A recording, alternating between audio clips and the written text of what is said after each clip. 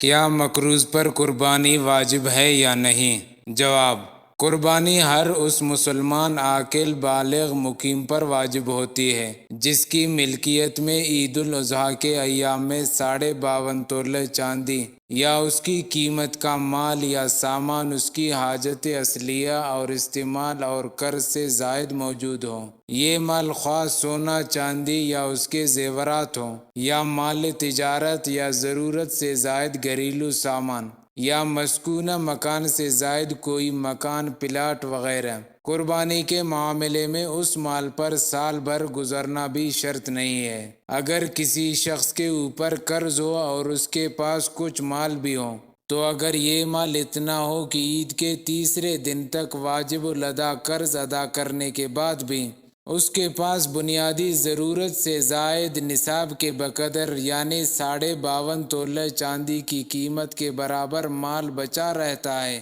تو ایسے شخص پر قربانی واجب ہوگی، اور اگر قرض ادا کرنے کے بعد نصاب سے کم مال بچے تو اس پر قربانی واجب نہیں ہوگی۔